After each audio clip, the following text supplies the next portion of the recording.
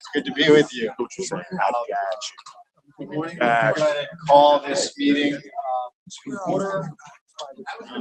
So our meeting of the Investment Council. So we have a quorum. Thank you, everyone.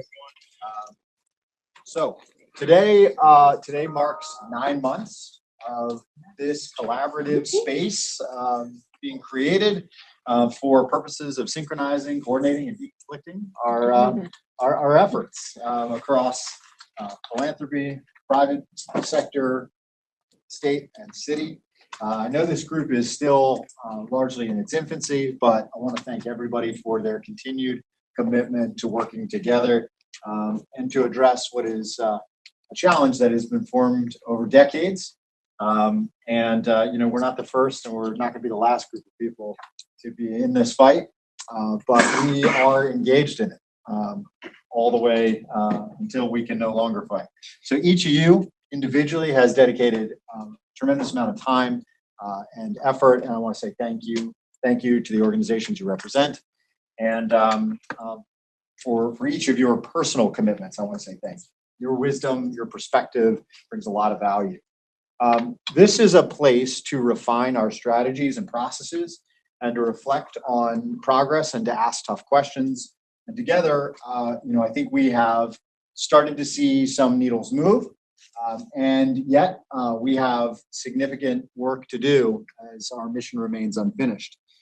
So I want to invite us to take a look back on progress for a moment, but real quick, I know we've got some formal things to do. One, just a reminder, this is a meeting that is subject to the Open Meetings Act. We are recording this meeting. The public is invited to view and monitor these sessions, but participation is constrained during these meetings to members. Just a reminder again that because it's being recorded, if everybody can keep voices down, we'd appreciate it. And then I want to note we have, I think, the June meeting minutes available. Those have been distributed electronically, and I'd like to adopt those. So need a motion to approve the meeting minutes as presented for the June meeting. So moved. Is there a second? Second. Any discussion? Hearing none. All those in favor, please signify your support by saying aye. Aye. Chair votes aye. Great. So I want to take a minute just to take a look back on our progress, and I want to remind everyone of the intention of this work. That intention has been expressed by the mayor. That intention has been expressed by leadership of BUILD and GBC, and the governor added his thoughts. On October 1st, 2024, he said, Maryland must take action to eliminate concentrations of vacant properties and strategize to promote population growth, increase access to homeownership, aid small business development, and establish quality community amenities that benefit residents in Baltimore City neighborhoods. And together we have begun marching down this road arm in arm. So just 1 month after the Reinvest Baltimore executive order was signed creating this entity, in November, we had our first meeting. So we are a little bit shy of a year of these meetings. So I want to highlight a couple of things. One, I want to highlight and thank everyone for the effort that was put into agreeing to the whole blocks strategy and defining that. I think that was really critical. Identifying shared values and principles. We had some lengthy discussion about our values and our principles. And just want to say that I think that was an important place to start. Also,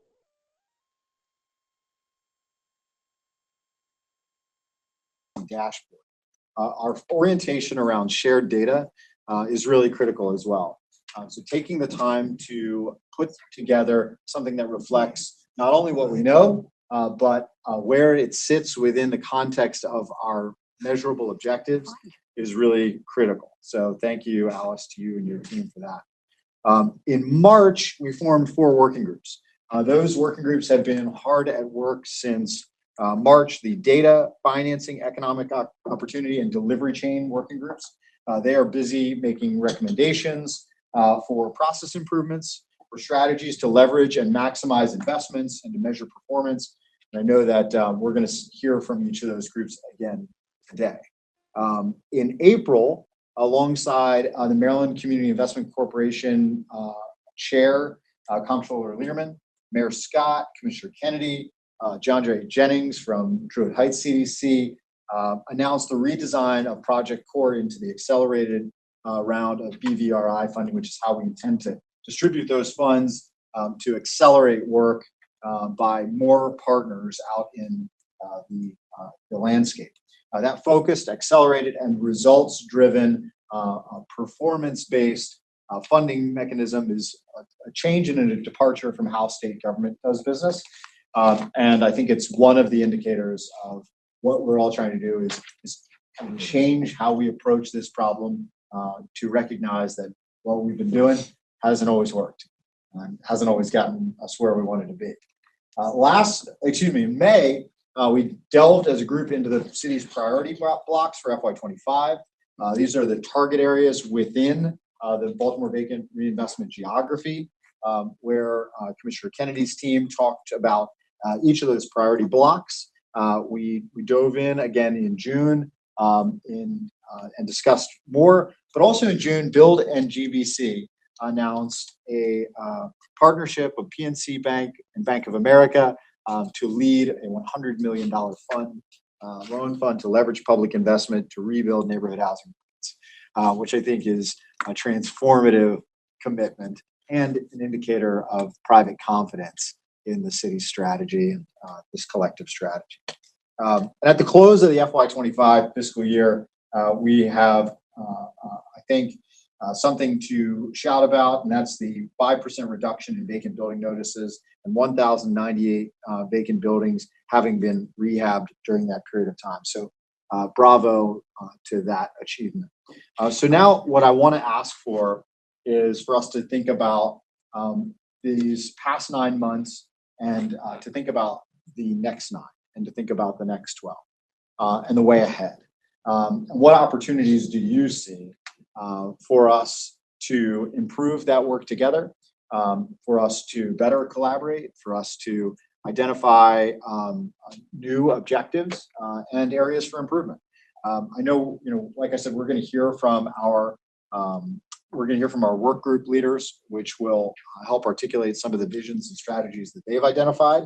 But there are a couple of key outcomes that I want to orient us on as we start this conversation about the year ahead.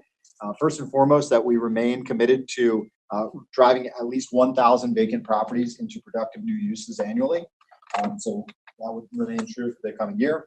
That collectively, we want to reduce VBNs over the next 5 years by 5,000 at least. We want to increase households in Baltimore City and grow income and property tax revenue, grow home ownership and build generational wealth for Baltimore's legacy residents, and to leverage private capital to scale redevelopment and to reduce the need for public intervention over time. I think we can agree that how we get there is in part an acceleration of our practices and the deployment of resources. We're going to talk about BVRI's accelerated round in just a minute, but also how we get there is how we report and track on progress. And these meetings are an important part of that. So within the next week, we will be announcing the first accelerated round of BVRI funds. Those award notices are being made today. Quietly, it'll be public very soon. That money is being deployed as we speak. The first monies are being transferred or have been transferred a little ahead of schedule to MCIC. So they have the money in their bank. Wow. Which was a promise, our commitment, and we knew it was not going to be easy to pull off, but we're there. Those dollars will now find their way to the awarded community development organizations. So within the next week, we're going to announce those awards. Those CDOs will represent tens of millions of dollars of public subsidy and public investment, and hundreds of millions of dollars of construction activity around the city. So this supports the whole block strategy. This supports the FY25 and FY26 whole block priorities as articulated by the city. And ultimately, this is how I think we move the needle. So with respect to tracking that progress, openly sharing the status of that work. We're going to begin that with a deep dive at the next meeting. So the next meeting, we will actually talk about those awards. We'll get into the specific blocks, the specific strategies, the specific deployment of resources, each of the CDOs and their plans, the players, the developers, et cetera, that we identified as representing kind of low-hanging fruit. I think we have to do it openly. We have to talk about each of those awards. So we're going to begin that process in August. And the work will have already begun. So I look forward to that. And then lastly, I think it's worth noting that over the coming meetings, we will need to refine and ultimately adopt a work plan that has now been produced in draft form. Will need to be distributed to you for review and consideration. We can begin that process over the next month or two, but I'd like to aim for formal adoption by this council at our 1-year anniversary, so November of next year. That work plan will, again, articulate the strategies that have come out of the working groups, align them to resources, paint a picture of where we're going. And so I'd like to now kind of open it up for discussion, questions, thoughts about the year ahead, and any reflections on the last 9 months as well. Can I just also make one additional amendment? We are responsible for delivering an annual report of our collective work. Right. So you've laid out a really nice blueprint of that in your talking points this morning. But as the chair of the data, and I think it is also in reporting committee, I have to help pull that together. So if you have what you just laid out and we can use this as a framework, I think it would be good to add that to our thinking. Can do, absolutely. So with that said, you're requesting the work groups to also send you information on what we would like to include in the annual report Correct. Well, if we're 9 months out now, I need at least a couple months to pull it together. So by the August meeting. September. What did Carrie's whispering something? I hear her. For sure, it's due September 30th. Okay. The annual report is? The report that's due to the governor annually is September 30th. So then August. It's due to the governor September 30th. I'm trying to pull so we can understand timelines. Yeah, so August meeting. So the August meeting, you need a report. Yeah, so if you could add to your agenda items for your working groups Yes. to pull that together for your July meeting, that would be great. So, chairs, got that? Yeah, that's why I was pulling, so we wouldn't. August meeting timeline. Around then, we'll ask you to produce a report to the chair of the data and reporting work. Correct. And I think that in terms of what, retrospectively, I think we've done a lot of process orientation through the work of the council. And it's been good. And we've got some momentum now happening with the working groups. I hope in the next year we get to more of the brass tacks, like understanding where the blockers are, starting to remove those barriers and have these conversations be a lot more active, fueled by the work of the working groups. And by, obviously progress that we're making both on the city and the state side now. But I think that, I'm excited to get to that point where we can start to really dive deep into what, where those blockers are and how they're being removed and the efficiencies that we're gaining through the collective work. You said where the blockers are Mm-hmm. and improving systems, Right. moving through systems so that urgent requests like permitting and so forth can move forward. Acquisition, we got to deal with that. And wow. So a request. So September 30th is going to be here really quickly. I was thinking the same thing about the report. Can we commit to developing an outline ahead of time so that we all can come to some agreement and alignment around what the report will look like? I think we can do that before the August meeting. Yeah. Yeah, I think that's pretty easy to pull off. So yes, let's plan to distribute that early. Let's plan to distribute that before the end of July, actually. And then in terms of review of the annual report, in order to meet that, like a review in the September meeting as a collective, and then being able to work on any adjustments. And city and state staff can work to produce their edits and reviews before then, but yeah, for the council.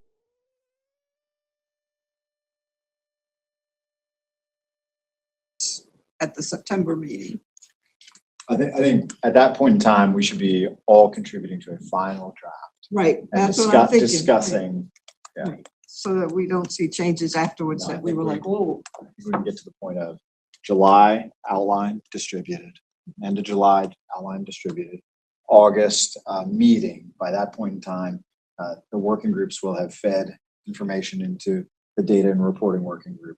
By the end of August, I think we can have a draft distributed for input and final discussion at September. At September meeting, so that's the report that we all see.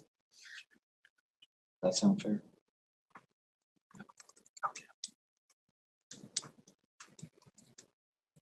And it will have some objectives for the upcoming year as well. So I think we do have to have a conversation in the August meeting about what are those targets that we want to hit in the next year. Yeah. So the work plan will have that, and then the annual report can be nested within that to make sure they're talking. So the draft work plan, which exists, we can share that out early in this process too. So that can be in everybody's inbox before the August meeting. Is that fair? Mm-hmm.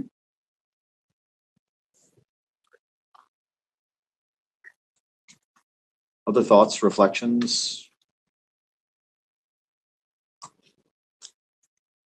Activities you want to engage in? I think, Beth, what I heard you saying, if I'm understanding correctly, part of identifying those blockages is process mapping and understanding, at least for me, visualizing what's impeding progress, where the narrowing points are in the various pipelines for property disposition, acquisition, et cetera. Permitting. In permitting. Is that fair?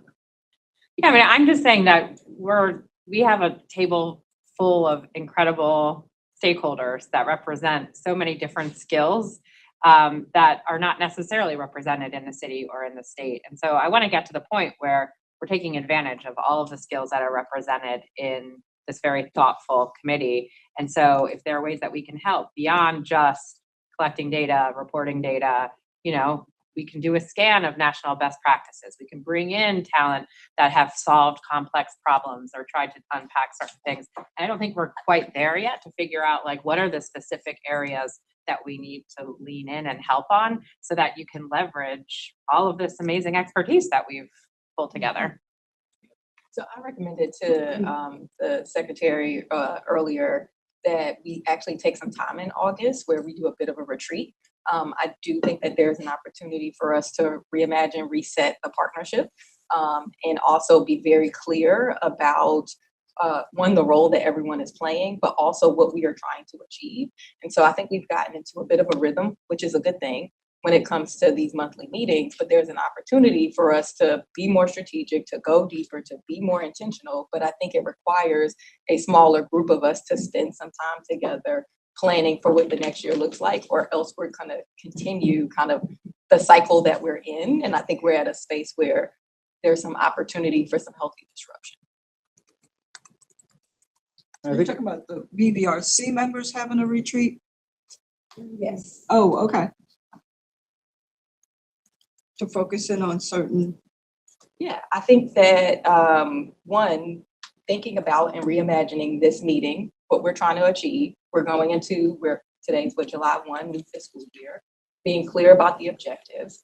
And if that's possible to do in one of these meetings in an hour and a half, I'm happy for us to do that. But I'm also open to and committed to spending 3 or 4 hours together with either the full group or a subset of the group so that we can ensure that we're all aligned on what we're trying to achieve and how we're trying to achieve it. I see value in that.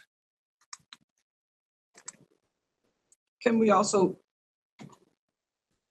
you're talking about the overarching goals for BVRC, and you said, and the partnership between state, city, So I see the No, all BBRC of as, I see all of this as a partnership. Right. Okay. Yeah, Okay. and I think, as I shared with Faith, I think a retreat has value. We have to, be careful about the Of course. public, process requirements. But I mean, whether that's the working group chairs or, or even the full collective, taking some time to strategize. I think that's something like that is possible. As long as we are able to continue to make progress on the work that is happening, as long as we don't slow that down, I think that is possible. And that was what my concern was. Are we going to slow down any of the work? And I guess I'm thinking the money is about to hit the ground. And I am over anxious about how we get permits out, how we respond to that in a timely manner, just the urgency of some immediate requests, because I know of some projects that are sitting and waiting, still waiting for If you permits. have projects And that so are- money is, but we still have hundreds of people, permits, like we got, I know when we spoke to the mayor on June 8th at the public action, out of the 27 permits, one has been responded to, and it's been 3 weeks. And so it's just money and development is just like on hold because they haven't gotten the permits to move forward. Mhm. And so that's what I'm over anxious about. And I understand we have to talk about the overarching, but how can we begin to fix systems that need to be fixed so that we can do our work and the city can respond promptly to those type of requests? And how we fix and have a sustainable system that will respond promptly so that the work, we have a huge work to do. And we gotta be moving smoothly. And if one thing's not working or two things not working, really slows us down. And we have money out there that's not being utilized and our neighborhoods are not being redeveloped.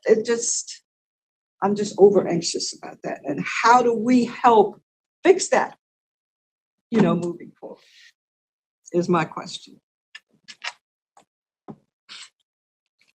I would just say, I'm very enthusiastic about a work plan and something that everybody agrees on, votes on, endorses, and that we can then measure our progress against each month, quarter, whatever the appropriate interval is.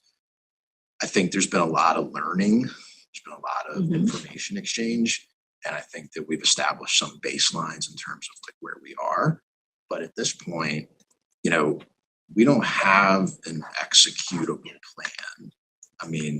There's effort that's going on at the city level. Okay. And then there's new resources that are being layered in at the state level. There's not like a consistent goal in terms of, the state wants to get to 5,000, however that's defined by some point in time. The city has, a longer, larger goal in terms of duration and number of units. And, I think in a perfect world, we reconcile the goals. We have an annual work plan that gets updated every single year as part of a longer work plan. And I think it would be great if these meetings became more about, measuring progress against a plan and having serious conversations about how to deal with deficiencies, whether it's performance, whether it's financial. I think a lot of work's going in right now, no question about it. But Right. there's 2 hours that we're here. There's 2 hours that we're in the work group meetings. And then after that, it's mostly, Beth excluded maybe, the city and the state personnel like doing a lot of work, kind of getting ready for these meetings, pulling data, pulling information together. I think the city and the state have to be the drivers of what the actual executable plan is. We can weigh in, we can add expertise, we can add, some resources at the margin, whether it's PNC and M&T under the GBC's leadership, whether it's philanthropy helping out with discrete needs. But I think we got to get on the same page as to like what we're actually doing. So Yeah, I think the adoption of an official formal work plan is a critical step. it's a good deliverable. And the effort that's gone into creating that is part of that city, state work that has happened outside of these meetings. But yeah, And community work, that's it. absolutely. I want to connect these two points, which is, having shared goals and an executable work plan driving toward those goals. And, what you're expressing, Leslie, I want to make sure that we don't miss either of these things. They're two different, but I think complementary and connected perspectives, that, immediacy for process improvement is needed. And all of that has to be connected in the arc of addressing the overall, ultimately, what is single, and yes, there are lots of other indicators we care about, but a single indicator, which is, are we reducing the number of vacant buildings in Baltimore City? And so I think connecting these two is really important. So a work plan is going to contribute to that. But I also think, and also bringing us back to Beth's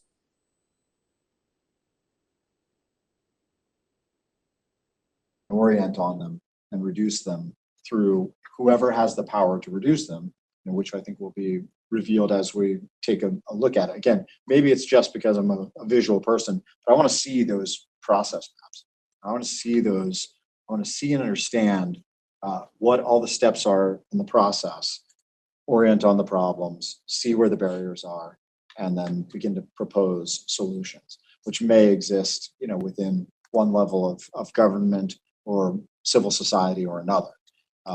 But any reaction to how I'm presenting, trying to capture both of these points or all three of these points? I don't object to any of that. I think it's a good framing, but speaking from the delivery chain work group perspective, we have 21 different processes that we're looking at across acquisition, disposition, and then broadly other. Okay. And if you go through one of those processes in REM, 27, 35 boxes of activities, you want to multiply that out by 21, it's obviously a huge amount of work. If you think about, 21 different processes that are going to drive this plan and how you're going to sprinkle properties in at the top. When you think about those boardwalk games where you put the ball in and it kind of bounces through. There really needs to be focus on, are we focused on acquisition, disposition, demolition, because we have to make some of those choices before we really commit a lot of time and resources just on mapping out the processes. And my observation would be across those 21 different categories, you have a handful of strategies that the city is not using right now. And we have to have a couple of policy discussions about that everybody agrees with that, whether or not that's on the table or not. And then we have to really reflect on the volume of activity across some of those categories that are we going to get where we need to go based on an approved work plan, given existing processes? Is it just money? Is it just putting more money in so that you can move them through the process? I think the answer is no. No. So we got to tease that out. I don't think we tease that out for 21 processes. I think we probably tease it out for 3 to 5 and really, really get moving on the next, 2 to 3 years. And then the work plan, the out-year work plan, looks at some of those other processes that you're going to need to layer in later. But I think we've got to be clinical and surgical about this. And I think we've still got a distance there. Yeah. Can I ask you, because I had a thought while you were speaking, and I think you are going in the same direction, which is prioritizing that process analysis is key, and selecting which process we spend time is key. There is an urgent question that has emerged in numerous conversations for me over the last month, which is when additional resources hit, whether that's the fund that's been established, whether that's state money, as those resources hit, there's question about what are the obstacles that will prevent that money from meaningfully impacting the number of VBNs. And look, you know, one word that's broadly used to describe that concern is, you know, permits, right? But there are lots of elements of process that could be challenging. It's not just permitting. But that's one. So what are there clear obstacles or are there clear processes that we should focus on that could be connected to just those new state resources, for example, that will arrive, that are arriving today, and available for expenditure now? We said there was low-hanging fruit. That represents some acquisition, negotiated acquisition, is the primary mechanism for acquiring property with the money that is being provided. But then, yes, demolitions and yes, rehabs will need to occur quick. Dollars are available for that work in quick order. So, I mean, does that mean, are there obstacles to negotiated acquisition, or is there a process flow for negotiated acquisition that the work group is looking at? Same question for demolition generally. Same question generally for rehab. Yeah, well, I mean, you have the 25 awards. You're soon going to have the 26 awards. They're going to represent dozens of pipeline projects that you can look at in real time to see, are the 25 awards stuck? Are they moving? Are they not moving? And then the 26 awards, what's everything that we can do to move them along as quickly as possible? And it's going to take the abstract discussions that we have here in the work groups, and it's going to make it very specific and tangible. And maybe you can layer in, you know, the permits that you listed, but I mean, I'm talking more about specific awards as related, you know, not specifically, you know, the individual permits. I think that that's going to help, like, illustrate a lot of these challenges that we're talking about. And I don't know if that's a quarter of each meeting, you know, but in my mind, the 26 awards should be more impactful because they were going to have happened through a BVRI lens with a particular focus on vacancy. And if we compare them to the 25 awards, you know, we got more money, we got more vacancy focus, so there's going to be more activity. That's great. We got to see if the 25 stuff is actually moving. So, like, we It's can also have that conversation. It's also different, flowing into different processes, because the Right. 25 awards, most of that, not all of it, most of it went to the city and MSA. So that money is going to be an MSA demolition contract, which is a different animal, right? Yeah. Different pipe. But how many demolitions out of that 25 money have occurred?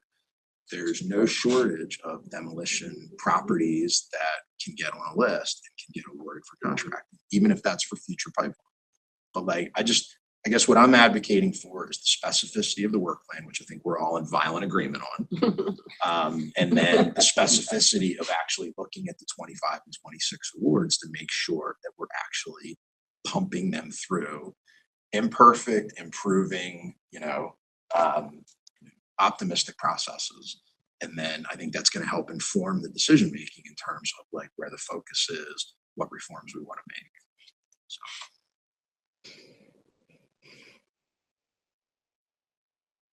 Other thoughts? Yes, please. Thank you for everything you've been saying. Ditto or whatever. And I don't know if this is like a redundant, it's more of, I guess, of a strategy. We have like the neighborhood sub cabinet that has really been moving things along in Johnson Square and other target areas in a like real time. If there's an issue, then we tweak it kind of, you know, right there. And I didn't know if maybe we need to conceive of something similar just for the universe of awardees, where there's kind of this reliable, regular place where we can troubleshoot in real time that's a bit below our level of, you know, intervention, but has all the right players, you know, at the table. And what did you call it? It's they have a neighborhood sub cabinet for A some, neighborhood sub but cabinet. it could be like a BVRI sub cabinet, some type of, because I feel like this meeting does have value, but there also needs to be like another meeting where the nuts and bolts are hammered out. And while there is a broader like permitting war room and things like that that are being stood up, I think that there needs to be something like holistically focused on the properties that are subject to this particular process. And just to double down, I think it's actually a great idea because I think about even as an elected, how that's very helpful and think about where the missing pieces are and how to move things along. So ditto. Who's represented in the neighborhood sub cabinet? I mean. All the critical all the agencies, critical yeah. agencies. I was curious, what agency? That's what I said. I wanted to hear more about the sub-cabinet. So the neighborhood sub-cabinet is a partnership between the mayor's office and the Department of Planning, but it brings together all of the agencies, HCD, DOT, DPW. And we also bring in community members and leaders, and we talk through specific projects, whether it's, we talk about the BVRI and any vacant properties that we're addressing, but then we also talk about big development projects. We talk about infrastructure, parks, for example. And then we troubleshoot on any ongoing issues in partnership with the community and address them in that forum. And so we do it by neighborhood. And then we target investment areas. Right, in the target investment areas. And so, I like the idea of us potentially using that forum, but it's a staff level conversation where we can actually drive through and address whatever concerns the community raises. And all of the agencies are in the room around the table with the mayor, with all the agency heads and community. So that helps with permitting also? It can. They could. Okay. You can talk to Regina Hammond about it because she's in her. Say it again? Regina Hammond participates in the Johnson Square. Right, but I'm saying she'll lift up. right, like, something right. about I'm gonna Yeah. talk more about her, but we still only got one permit out of 27 in the past 3 weeks, and one of those. So if you send me targeted that areas. list, then I So will that's what I respond to was you by the thinking end of about. today with an update. Send me that list. I'll get it to you by the end of today with a status update. So, and today is what, Tuesday? And then by Friday, I'll give you another update. I'm sorry, say it again. And I can send it to the whole BBRC. Send me the list.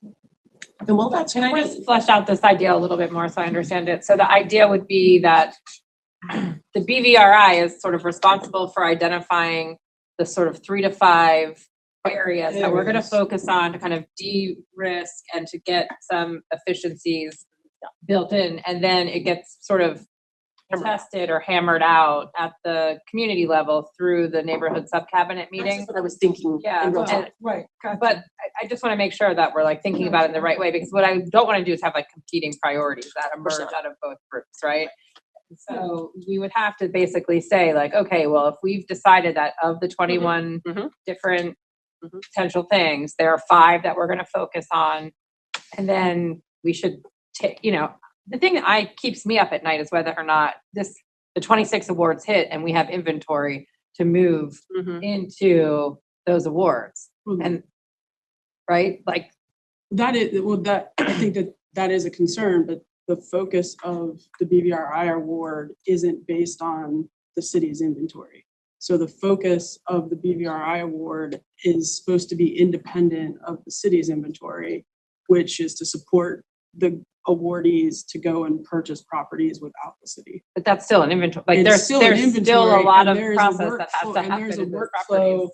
to that, which is a negotiated purchase on the private market, that is its own independent workflow that has its own sort of barriers and hurdles to it as well. Just to add an addendum on what I think you're capturing here. So where I think this idea, and just please correct me if I'm wrong, where I think this idea of the neighborhood sub-cabinet comes into play. So there's the strategy, there's the, what do we call it? The plan, our, Work plan. the work plan.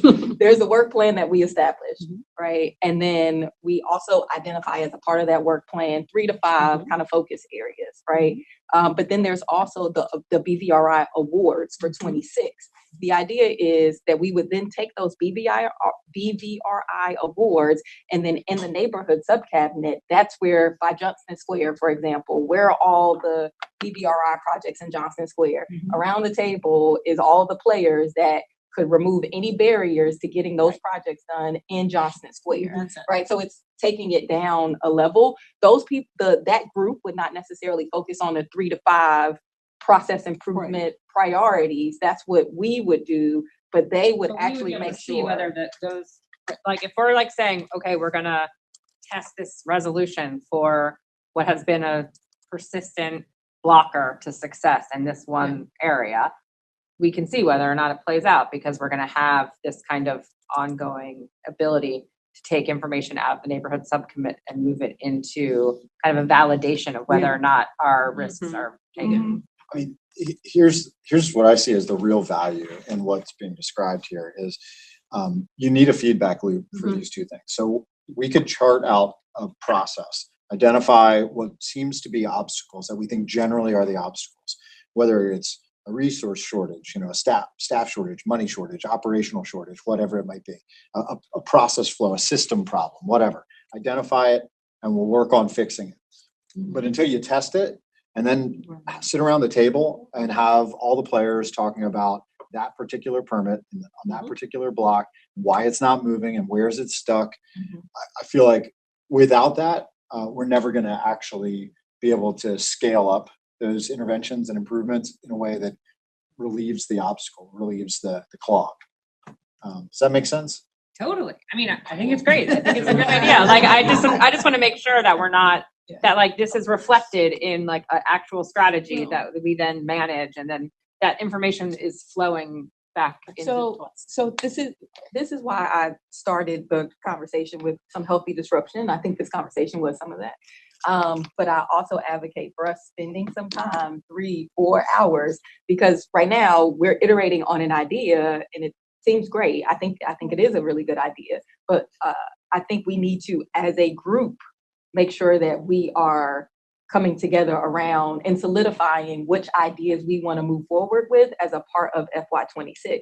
And I think we can do that and still have our near-term urgent priorities that we need to move forward and fix, while also spending some time as a group on the strategy that we're going to employ for 26. I have a question, because it seems like the real obstacle here is mainly the public meetings. I think that's what I keep hearing when I'm sitting here. So it feels like, because everyone's busy, if there are people who want to either self-select or either the co-chairs could identify a group of people that could just come up with some recommendations. I think a lot of people are best positioned to react than to maybe sit around, for 3 to 4 hours. I don't know. I don't want to speak for everybody. No. It might be a way that we're honoring the transparency, but also getting some meat on the bone. So I do want to note, I think if this is starting to focus on FY26, and I think that's really smart, because the intent here is to change the flow of monies, to produce outcomes in a cohort of buildings of VBNs that was otherwise latent and not moving. And to try to spur that activity. Looking at that, I've used the term, maybe I'm the only one using it, but low-hanging fruit, because it seems to be. So if the intent is to get those moving and to make sure that they don't run into obstacles, talked about some of those obstacles defined. If we look at the processes that are most likely to produce the quick activity in that cohort of the FY26 funded projects, I think we'll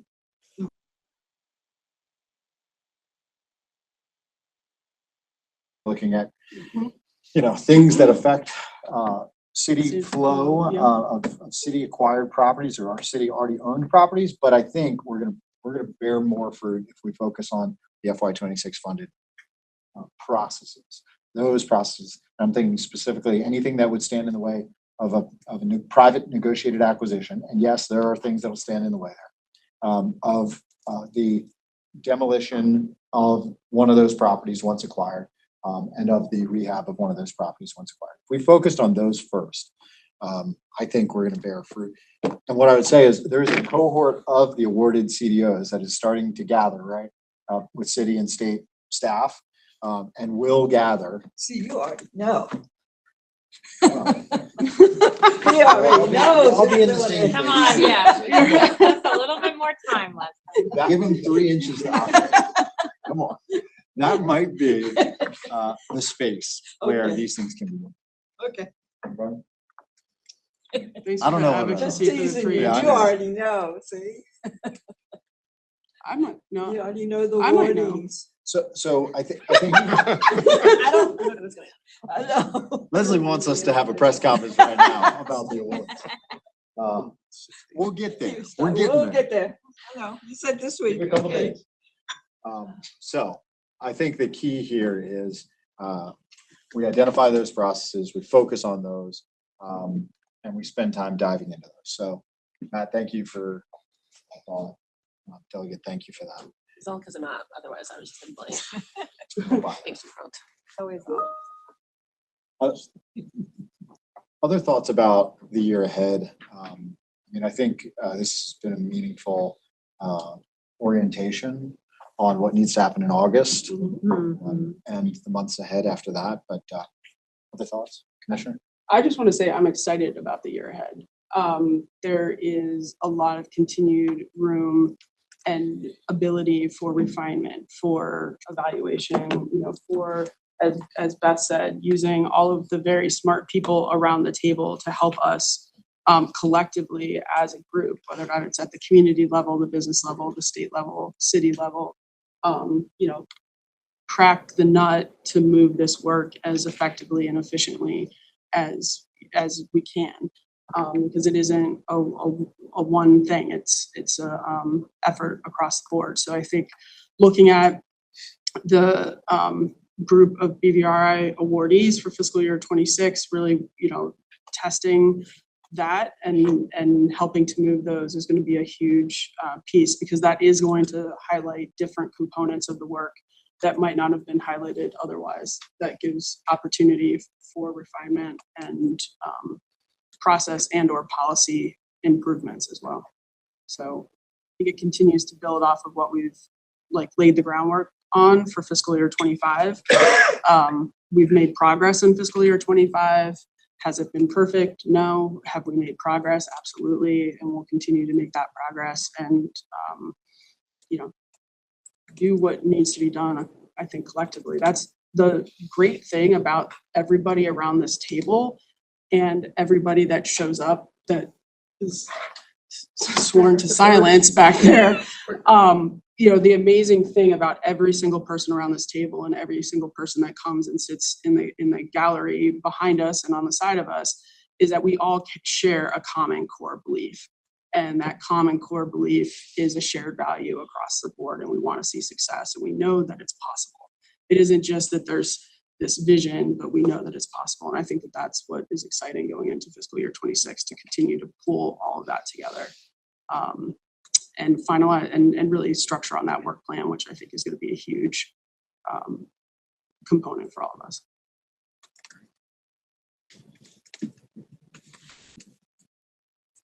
Okay. What I'd like to do now is shift into our update on production, goals versus actuals. And I think that is our cue to bring Henry up. Henry, All right.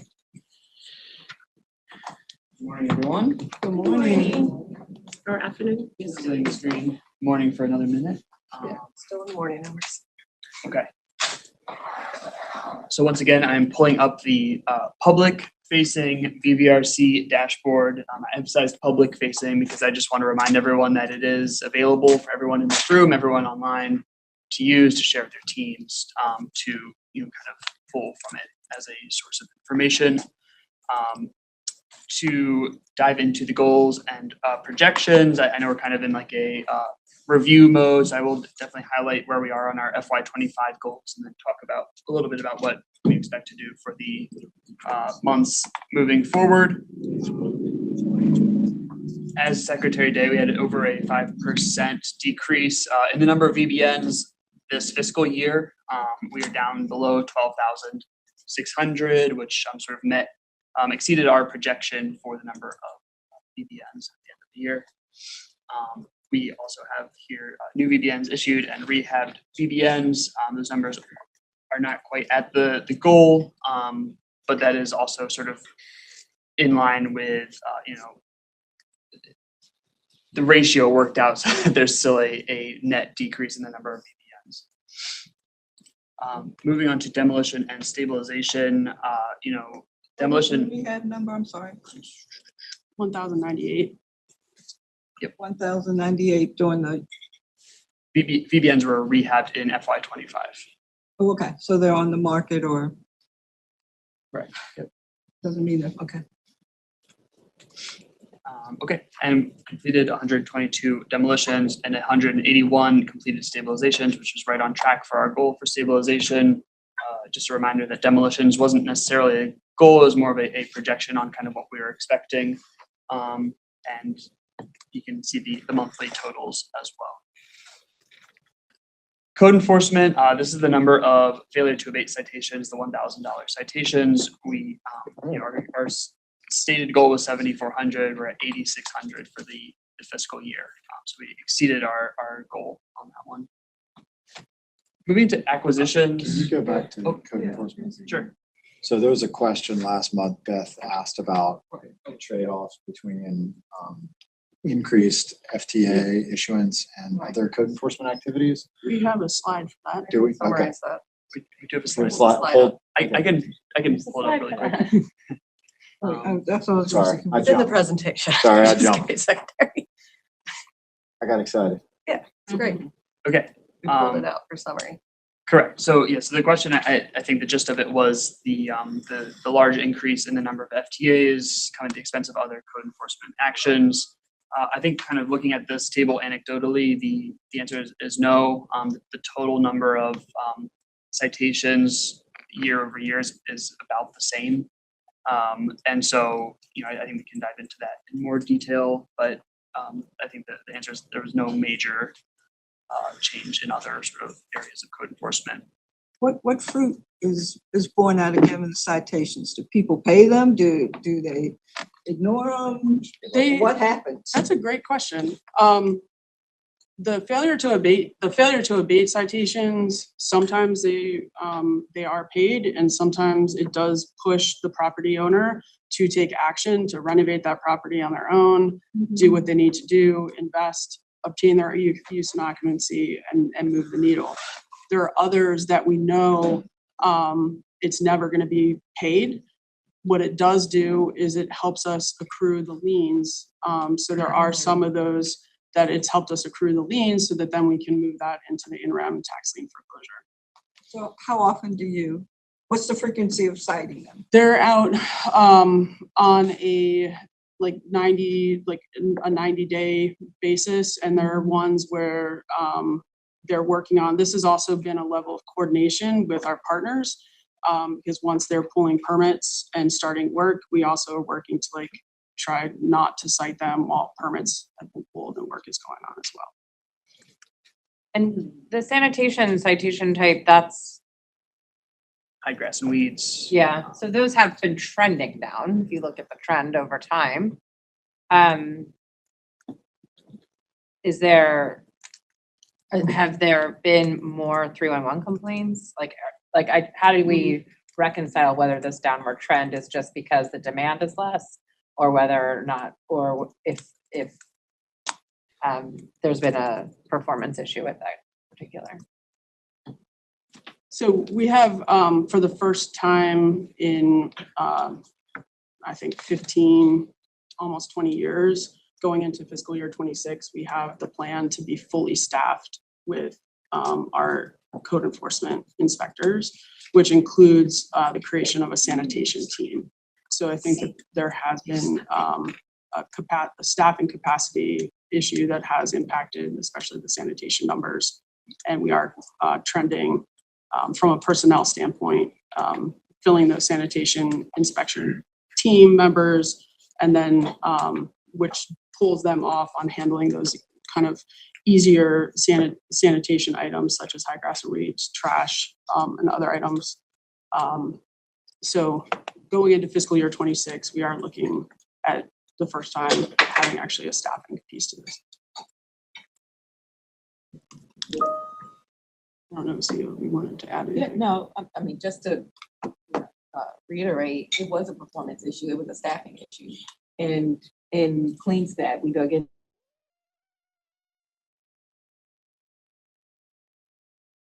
Staff up so that we can focus in on that. What the new sanitation, us having now kind of a sanitation officer, if you will, what that allows us to do is it allows us to have some of our code enforcement staff focused more on the failure to abate and the more complicated citations rather than focusing in on the high grass and weeds. And we are able to hire folks, train them up on the sanitation side, and then kind of move them into the kind of more complicated certified code enforcement. Yep. So we should see an increase in FY26 is the hope. Okay. I'll take it back to the dashboard. Any other comments on enforcement? I'll move over to acquisition. Okay, so FY25, there are 306 completed property acquisitions, 244, so the vast majority were in-rem acquisitions. We exceeded the goal as we continue to ramp up staffing there as well. I did say, kind of clarify that these are property acquisitions. I kind of teased last month that the other acquisition methods, those had previously included things like ground rent. And so we didn't want to indicate that we were sort of double counting individual properties that had received a ground rent acquisition plus a condemnation or some other type of acquisition. And so we removed the ground rents. I will add though that if you go to the acquisition main page using the navigation button in the bottom right, you can actually see acquisition counts by type. And then you can also specifically see ground rent acquisition. So that data has not disappeared. It's just been moved back to the main page. And we also talking about targeted acquisition last time. I know, I guess we can do that. I don't know if that's in the presentation, but we talked about how we were targeting, especially with the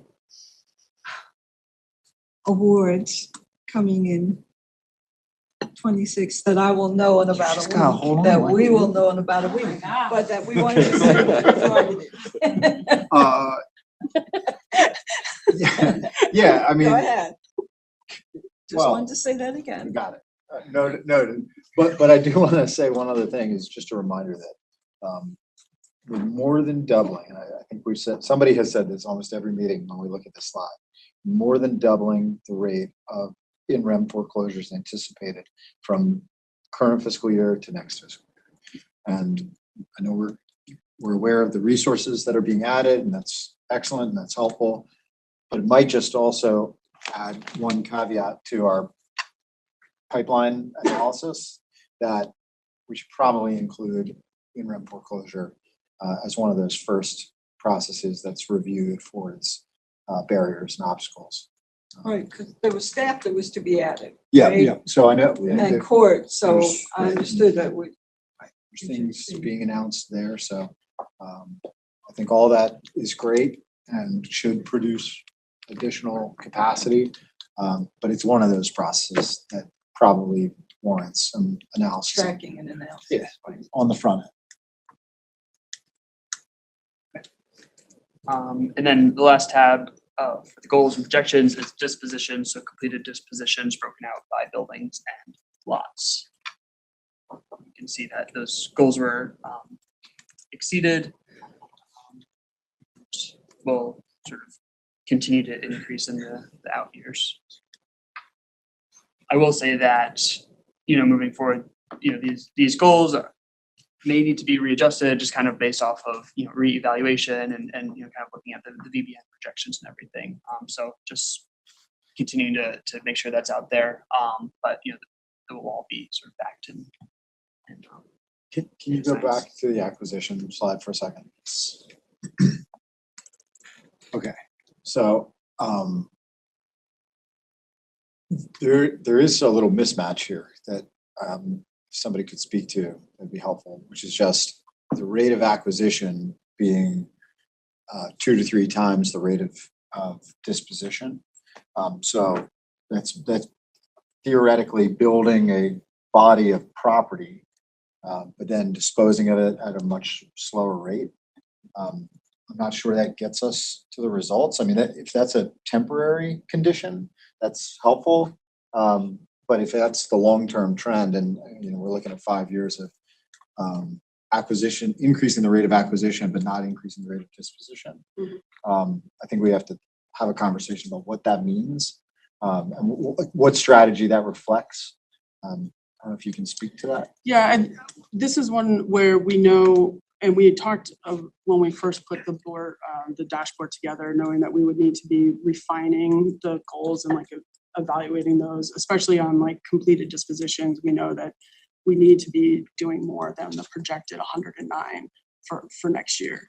There is definitely some timing differences in terms of disposition, acquisitions and dispositions. So there's a number of acquisitions that we've made in partnership with our partners. And, you know, the land disposition agreement may cover 40 of those, but we actually complete the disposition at 5 at a time or something based on their financing capacity. So, you know, we know that we need to refine and review the goal for completed dispositions over time because it does not align and match. So we will work on doing that. And Even you if should in see a out trend years, it trends up, in that would make out sense. years, even for fiscal year 26, we should see actually a different trend there based on what we know our dispositions are. So we should see a trend moving up on disposition. So that is something that we've talked about internally. And as part of our internal performance management meetings, specifically on the disposition and needing to have, you know, a better understanding of the workflow as well as what's projected given the partners, you know, projected outcomes. So a request for the city DHCD then, as we go into the crafting of the work plan and the FY26, or excuse me, the FY25 annual report plus the projections aspect of that, it'd be helpful if we could do the front end analysis of whether or not those numbers are right, and if we want to modify those, and then make everybody aware. One other note on that is that there is the potential for, you know, we acquire 10 properties and consolidate them into a single parcel and dispose of that as one, which would get reflected as one disposition. And so that is just kind of like a data thing to look into. But it could also impact the mismatch. Yeah, I'm not sure what the right answer on that is. If you count that as disposing of 10 former, No, yeah, it's not just- one to just treat it as one. Yeah, it's counted as one, not 15. Yeah, It'd be like 20, but disposed as one. understood. We can dig Okay. into showing that. Okay. Is the June data just trending lower than the May data in all of the, because it looks like that's happened in all the, both on acquisitions and in dispositions. It looks like there are these dips, but does that correct itself? Or is that the trend? I think it corrects itself. I mean, I will say for like the other acquisition methods, there was an increase in June. But I guess the in-rem is such a higher proportion that is impacting the overall total. Yeah. And And then, if you go to dispositions, sorry. it looks It like, trended down in June. yeah, everything. I see. Yeah, I'm not sure if that was like a spike in May or Yeah. if it will sort of continue at this level. But it looks like with like the goals and the amount that we did, it was sort of, May was more of an outlier Than where we are in June. than indicating a downward trend. Okay.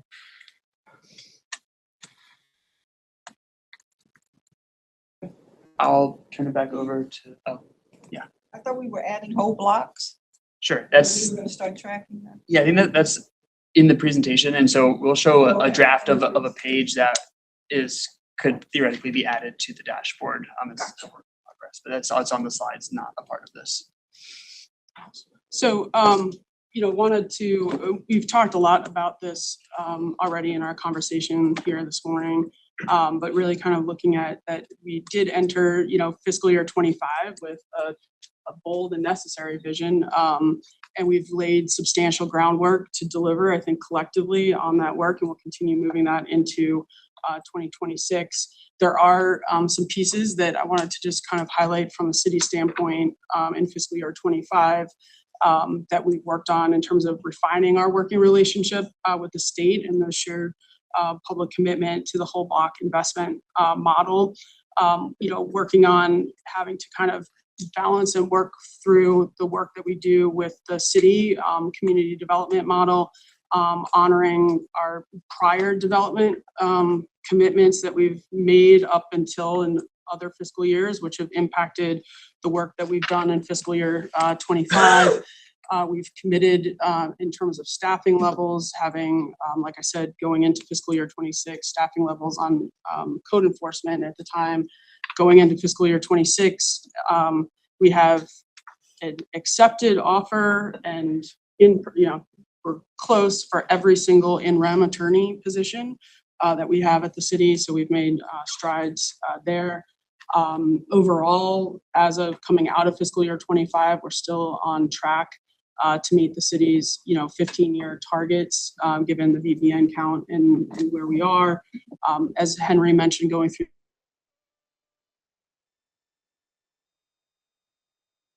others, and we've made progress, but there is plenty of room for improvement, and we've talked about that a lot already here during the meeting, in terms of how to improve process in areas, how to coordinate on areas, what policy changes are needed to help us continue to drive that work forward and execute on the plan. And we're making these progress, in fiscal year 25. One of the things too, thinking about on the acquisition side, that is one thing we have yet to deploy the fiscal year 25 state EBRI resources at the city level for acquisition. We're still working through that with the state. So we haven't had those funds to put out for those acquisitions. So that's going to be part of doing some of that analysis going to fiscal year 26. We'll see a higher acquisition number for fiscal year 26, which will fall in on the back end as well, and continue to kind of, make progress and move things forward. So knowing that, we've also, at the city level and at DHCD level, we know that there's concern about the progress on, the measurable progress on the priority blocks. We have 90% of the priority blocks have strategies that are in progress. We've gotten some of those acquisitions on those priority blocks to the point where we can get them while we're, moving forward as we work on the state money coming into the city to be able to move forward on the acquisition on those blocks. And then we'll continue to kind of move forward. We've changed our internal monthly performance management meetings. We actually identified internal coordination gaps that have arisen throughout our time frame, despite having the Vacants delivery plan in place. And that execution is the area for refinement, and we are actively working on that. Internally, we have additional staff members that we brought in, other people to kind of help look at that and refine on that execution as well as increasing our partnerships and strategic partnerships that help us drive some of those things that we need, as well as internal coordination, not just at DHCD, but like internal coordination with DHCD and the finance department on lien abatement, or DHCD and DPW on lien abatement. Those coordinated efforts are happening. So as I said before, is it perfect? No. Is there progress happening? Absolutely. And a lot of our partners on the ground, actively in the communities doing the work, see that progress and that coordination. At the most recent neighborhood sub-cabinet, Miss Wanda from Upton and Kelly Little from Upton and Penn North, they were able to communicate that, in the sub-cabinet, that their partnership and coordination and the execution on the DHCD and the city side made it possible for them to submit a strong BVRI application. Well, they felt strong. We don't know. We won't know yet to see how but they felt that they were able to submit that strong application because of the work that was done in fiscal year 25 on the coordinated effort, on that coordination around acquisition, disposition, what are we holding for them? What are the development partners coming in, and how to move that forward? So once again, not perfect at all. I don't think anybody around the table claims to be perfection, but we are making significant progress, and we'll continue to align and coordinate moving into fiscal year 26. As it stands, I don't even know if the secretary knows yet, but I already have our teams scheduled for an 8-hour working session next Friday that I asked them to do last night at 8:45 at night. That information has been kept from me. That is me. So, around the fiscal year 26 and doing that coordination that has to happen between us to make this be a successful fiscal year 26 and moving into what we can continue to see progress. So on the next slide, part of that is how are we measuring progress and how are we continuing to show that progress? This is a screenshot that is the draft, Leslie, of what you were just talking about. Okay. So we are working on a dashboard update that would work to show more in depth advancement on the block level planning blocks, which will pick up in the fiscal year 25 and fiscal year 26 effort. We've done some refinements on this. I think one of the conversations and apologies, it was not at the last meeting. I did watch and look at the minutes and watch the meeting recording, which is available for anybody. Just a reminder, you can watch these. The recordings are available. So we did look at this because my question at one point, the staff had just the block level planning blocks and kind of progress moving on those. And then it said citywide. And I was like, citywide is not a good indicator because a lot of the work that is happening in the vacancy reduction priority geographies. So we want to make sure that we're showing that work that is in the shared geographies while we're also doing the work on the block level planning. And part of that was how the city refined our strategy over the course of fiscal year 23 and fiscal year 24, going into fiscal year 25, really honing in on those priority blocks, which was in part the work that was done with the communities to hone in on those priority blocks. So we believe and continue to believe that it's important to be able to show the progress on the whole block outcomes and the whole block strategies. This is a draft form. We're going to be working internally with the state. We also mentioned on our call, reaching out and talking with Beth and the data team to kind of help think through some of this as well, in terms of how we visualize and show this. And it could be that it's not just one dashboard, that it also has a mapping function. I know I've asked about a mapping function on this for a while as well, that we had kind of a preliminary draft put together. So we'll continue to refine and move forward to be able to show the data, which helps us all stay accountable. And this will be really important as well. One of the key pieces here is how do we incorporate and show the progress on the fiscal year 26 awards and those addresses and kind of where those align, and how do we want to coordinate with the state on that and be able to see what that looks like. So this is not actual data. This is Is it dummy data or is it actual, like early? no, this is some actual data and The draft part is just how it's being visualized. Yep. But Observation. the blue, the citywide is the total number, and then the middle column is the priority block. No, the Vacancy maroon reduction is the vacancy reduction priority geographies, Oh, which contain the priority blocks. but So the but orange is the priority blocks is blocks. the. Yes, right. Far right. May be able to zoom in, but I can try. there's I am a total. 50-year-old woman now. I can say that. I will. So there, You're in your sixth neck. Waiting, I like to break. And that's a number you can take a turn. That's what Matt and Beth stopped being friends. I believe that was the first time I heard He you say just that. smoothly says that. Good wait. And I do think, even though it's drafted, it would be good to hear perspective from the team of where we are on each of these, because ultimately this is what we're trying to get to. And so even if it's not at where we want to be, just knowing where our starting point is important. Mhm. And so fiscal year to date, we've done 38 interim, at least in the block by block strategy. Mhm. Then we acquired 33. Disposed 24 properties.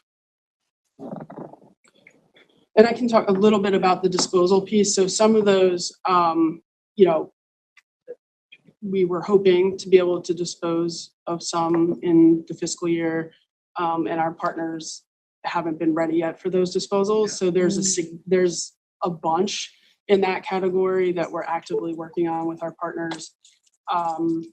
So some of it was timing, especially on the disposal component for some of our key priority blocks that everybody, our partnership with Druid Heights CDC and the 2200 block of Druid Hill is one.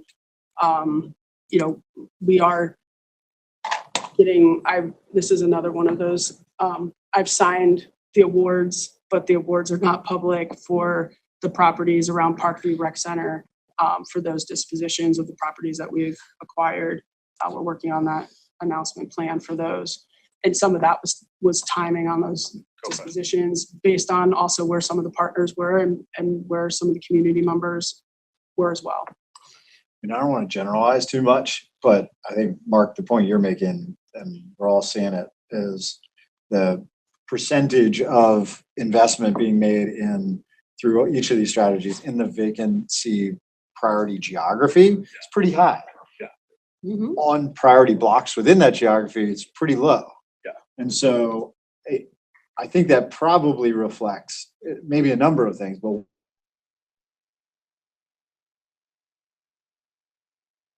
there's priority blocks in the same way that we are now moving from this point forward. And it was also that adjustment that we had made in the city. Like, we were working in the vacant reduction areas, and there were commitments that we had made in fiscal year 23 and fiscal year 24. This work has been ongoing. So you're going to see some of that, come out in different ways, kind of moving forward. Same thing on disposition.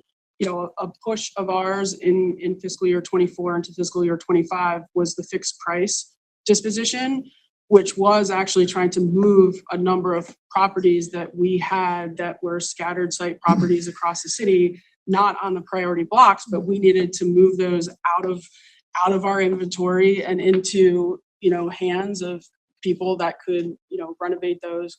So that's also where, and now we're at the point where there's less fixed price properties available that are more of those scattered site and more properties that are part of the concentrated acquisition site assembly work that we're doing, focused on, the block level strategies. I think the generalized term is how many communities could we say we're impacting at least today based on this by neighborhoods?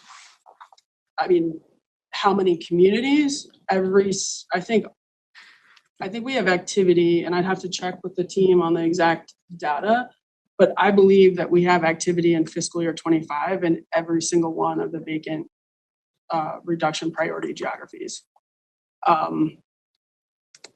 There's a couple that, it might be like a 99 or 98%. Well, it's more so to get more targeted because the resources aren't there yet for the entire geographic footprint. Exactly. And even the resources on the block level pieces, a lot of the acquisition that we had planned on the priority, like on the priority blocks or the 25 blocks, we've gotten so far, and we still need to get the state money to kind of be able to finish those through. So that's where you're really going to be able to see some of that number start to jump going into fiscal year 26. And I think, not to get too far ahead of myself, but in fiscal year 26 money, another thing you're going to see is a significant narrowing in the geography where those resources are going to be applied. Would that have been my intuition? Maybe not. But the collective wisdom has been repeating loud and clear that concentration is needed to shift the market in the places that are most ready to produce results. And so, I think FY26, those numbers are going to be inverted, essentially. The vast majority of the resources will be in those priority blocks versus, that's what I think you'll see. Really because of the advocacy of people at this table.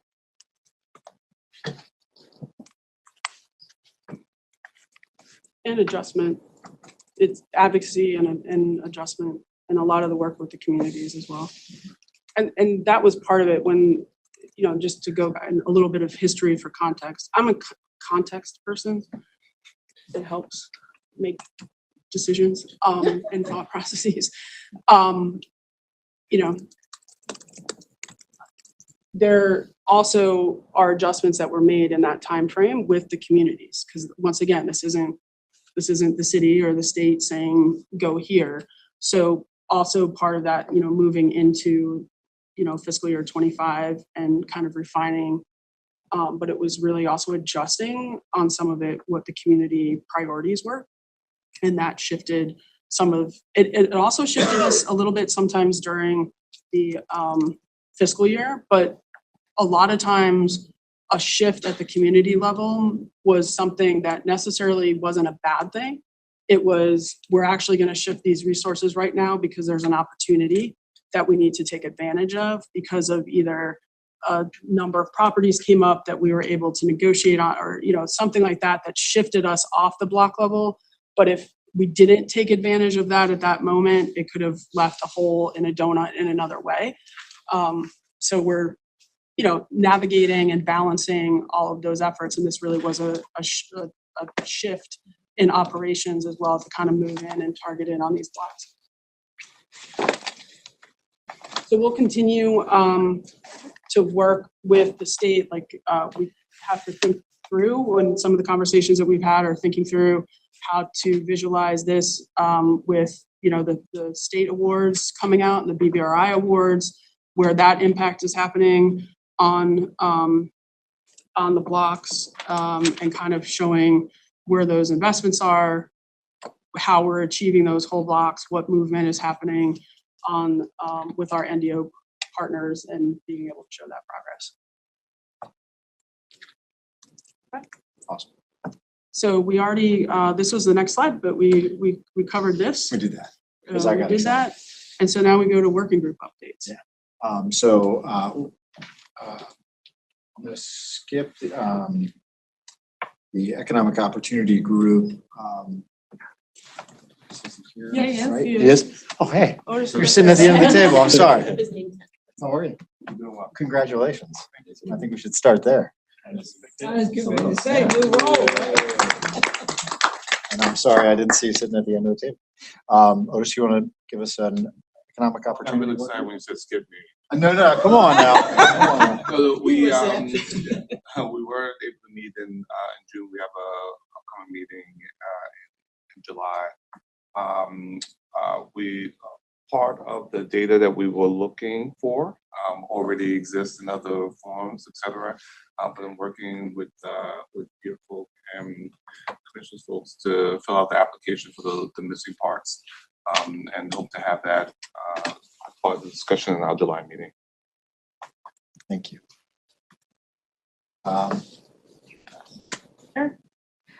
So we had the opportunity to do our meeting in July, and we've come up for June. Sorry, fast forwarding. And so the two sort of material things I wanted to show today is that all the working group chairs got a form for data requests. Thank you. Yeah. And so we can share what that looks like, I think, right, MC? Pulling it up. Yep. We got it. So we have a data request form. The tone and tenor is so that we're not just getting like a scattershot amount of requests, but that the requests are targeted and that we understand what the data use is for, so that we can help with prioritization. And so I know that the Economic Opportunity Group had a big data request. So we're going back and sort of triaging everything that was in that request and trying to map what was available versus what would have to be either created or would have to be pulled in a novel way. And so it's helping us to get a better understanding of why the request is being made, how it would be applied. And we're also looking at the utility of that data to meet the needs of some of the other analysis that's happening within the working group. And so you'll see that reflected on the form. So the working groups have them, and we can talk a little bit about whether or not there are other ways in which we want to utilize this form. the yield of this is then for us to satisfy those requests. And so we have some requests that have come in that we are triaging right now. We're directly kind of responding back to the requesters of that. And then we've started to compile all of the data in this inventory. So we formatted this inventory. This has all of the data that's already available. So we went in through the back end of the dashboard. We looked and did a scan of all the publicly available data from Open Baltimore and Binya to give us some contextual things. But then we also are adding some details into this inventory, which include essentially descriptions of the data. We're also talking about kind of utility of that data, whether or not it makes a strong case for the things that we're proposing it's used for, what are some of the limitations of using that data. And so the data working group did a good job of sort of identifying this kind of taxonomy, or the sort of the top layer of the chapeau of the first row of this spreadsheet, which has the metadata that we are collecting on each one of these data sets. And then this will be a kind of living resource for the BVRI, and that way you will be able to just tap right into this. And then eventually, if we're using this data and applying it either in an application or in a dashboard, we're going to link that in here too, so that way you can see how the data is being used to drive any of the decision making that we're advancing through this work. And so we're started, we're rolling, we're here, and I think it's a really good indication of kind of how the work has gone so far. Did I miss anything, Carrie? Okay, I just want to say the next slide does show the data requests that have come Yep, in, these are and the the summary. Yeah. We'll keep adding to it as more. And so we'll Okay. share this with everyone also, so you can see and then we'll have in the next steps, it'll just be disposition. Like we'll be able to say whether or not we've been satisfied. And I can commit to reporting this in the meeting now as a regular part of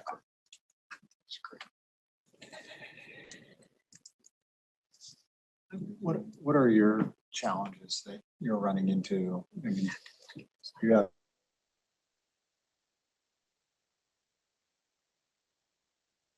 And I have, I just wanted you to say that. yeah, no. Now, Stand on the shoulders of giants. what challenges? I do think you the biggest challenge is going to be that there is just some data that doesn't exist, or doesn't actually, that the requester is asking for something specifically that may not actually be answering the question that they're asking. And so there may be in this conversation, and I think Otis, that's kind of what we're negotiating now in your request. But I think a little bit of it is also like, we have to make some judgments about whether or not we want to test using a particular source of data to sort of validate an assumption that we're building in to the work, and measure over time the efficacy of that data to really give us details on whether or not decisions we've made from a policy perspective, from a process perspective, are paying off. Because I think oftentimes we rely on the wrong measures to validate whether or not decisions that we're making from a policy or a programming perspective are going to satisfy what we're trying to satisfy in our work. And so I think it'll be an ongoing living process. I think once we have the delivery chain, like identifying the 5 key areas, the 3 to 5 key areas, then I think we're going to start to really see the data because we'll start to be able to create a template for that work, and then we'll be able to report on that. We'll be able to report out on kind of how that work is looking every month. Yeah. So across the various meetings, there have been 21 processes that have been bucketed to the delivery working group. And these are across, there are 8 acquisition processes, there are 6 disposition processes, and then there are 7 receivership or other processes. So that's how you get to the 21. For those 21 processes, we have asked the city for, I'm going to call these additional columns. The first 2 additional columns are like the optimal time it takes to go through this process. If it's a prioritized project, it's being pushed, if it kind of goes to the top of the line. And then the second column would be the current performance. which generally, but not always, means a 3-month retrospective look back to see everything that's happened in these categories over the last 90 days, how long, what average it takes. Now, for those two columns, the optimal and the current, for the 21 processes, we have timeframes right now for 9 optimal and 10 current. So roughly half. Now, some of the strategies that are listed, for example, not using. So some of the strategies have the data. So probably realistically a little bit more than halfway there in terms of what we've acquired the optimal and current performance for, and we still have some blanks to fill in. The next 2 columns that we asked for were the 24 actual by each of those 21 categories and the 25 year to date, which will soon be actual, given that the fiscal year is over. And we are using that to provide additional context, just in terms of the volume that's been completed in each of the last 2 years. So that we have a sense of, with current resources, current prioritization, here's how much has actually been done. This is not quite ready for prime time consumption. There's still a lot of questions that are being asked about data. Let's say that 2/3 of the fields are populated right now. We're going to be reviewing the July meeting, and my hope would be that the more shareable product, that people have confidence in data, that it's appropriately footnoted, caveats, et cetera, et cetera, et cetera.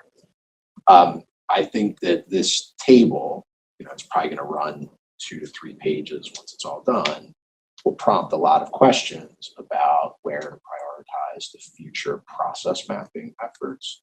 So in REM has been the first process that has been mapped, and we will go through and do others once we have a better sense of what the priorities are.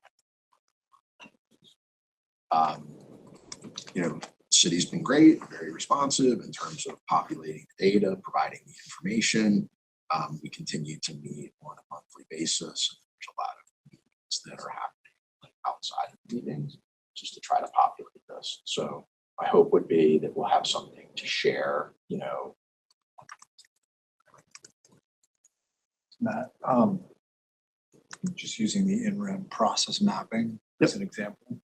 Are we able to get down yet to a level of detail that looks at that can clearly sequence and then add time to each increment or to each step in the process? So I think Optimal that's and possible. I'm looking at what we have right now. This is not like validated. It's not like signed off on. Like this is very much like watching the meal come together. In the kitchen.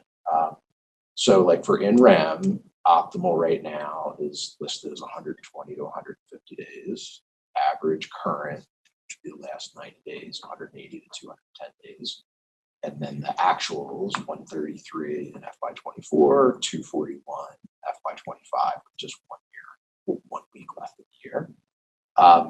Obviously, there are sub-processes under in-REM. So like what you can do concurrently has to be sequenced.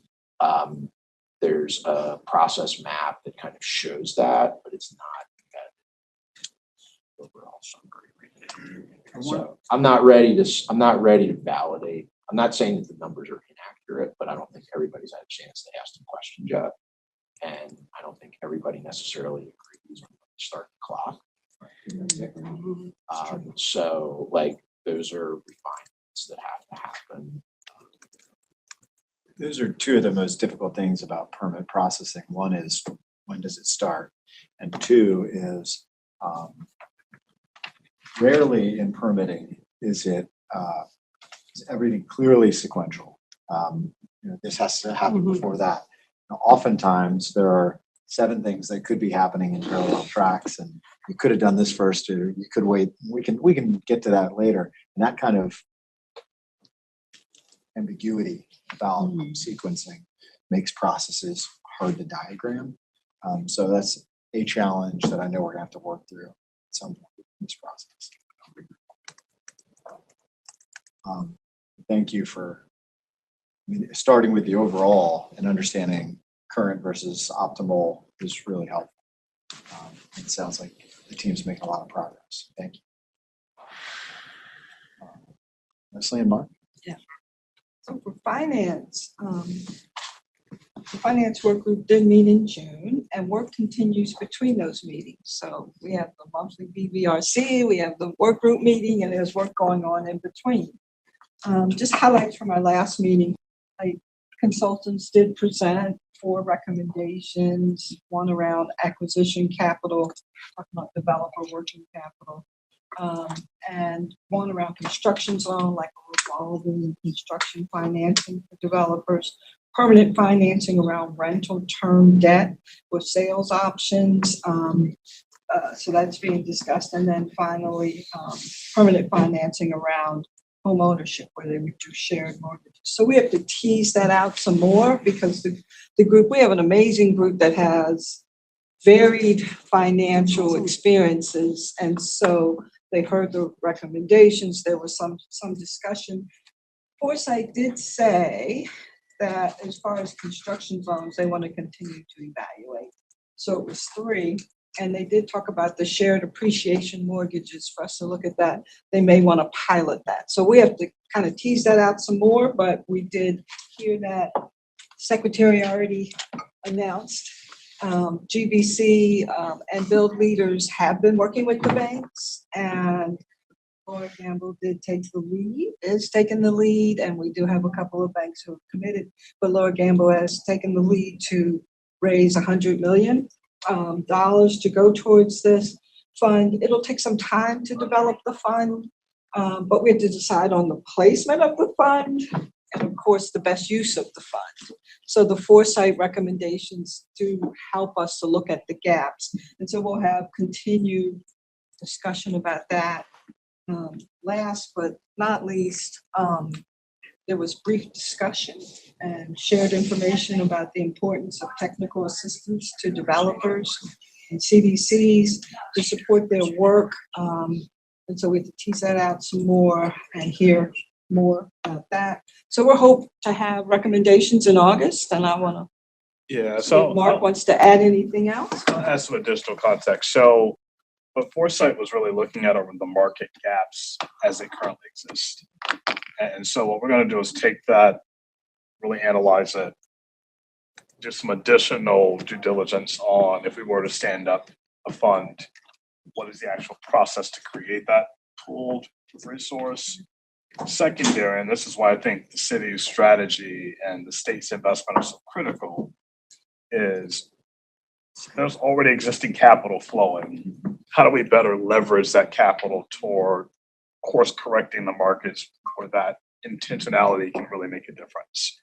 And so you couple both of those together and we have a serious opportunity to change things. And so that's really going to be front and center.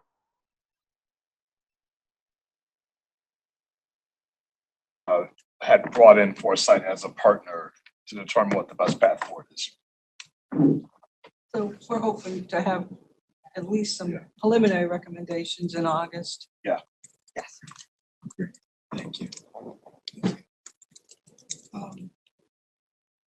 else anyone wants to add? Go to the order. Okay. So at the start of this meeting, we talked a little bit about wrapping up fiscal year 25 and fiscal year 26, beginning with work plan. We articulated some dates where we're going to try to accomplish some things together in preparing those documents. We're also going to tease out this idea of finding some time and space to retreat a bit. That still might be in a forum not too dissimilar from this, to comply with the Open Meetings Act and make sure that we're doing our work transparently. But we'll tease those ideas out. And that's in addition to the August meeting. That's in addition not to the replace August meeting. And yeah, I would suspect, just knowing how summer calendars work, that it'll probably be separate. That's my guess. We're not going to try to turn this into a 4-hour marathon or anything. Yes, please. If we are going to do the retreat, the sooner we could lock in a date for that, because just August and July are, and I'm. New jobs and things like that. Yeah, no, understood, understood. We'll work hard to come up with something quickly. We'll put thought into this in the next week. And should we look for emails regarding when the announcement will be announcement. made? Yes. Yes. I'm sure you were fun on Christmas Eve. So I believe, yes, I believe there will be some notice put out very soon, today, is my guess. Look for that, all right? I'm looking forward to it. All right. She doesn't really care. What's that? She doesn't really care. I mean, the deck says 2:00 on the 7th. So 2:00. It's in you could put a hold on your calendar There will be media for alerts 2:00 and all that. on the 7th. And the state will then follow up at some point Yes. soon-ish, possibly today. So, With the additional details. I do see it now. But you understand that Mark's anxious. So that's gonna be like an in-person thing? Is that gonna be an online? type of No, thing? no, that is a planned press event. So 2:00 more- on the more- 7th. save I the see date. it now. Save the date. Yeah. Unfortunately, I have to miss that. My son's basketball tournament. Finals? Yeah, it's supposed to be national. I'm sorry, my back was to the board, That's all but right. now I see it. So mark your calendar, Got it, okay? got it. Any other questions, comments? Hearing none, we'll see you all in August. Motion to adjourn.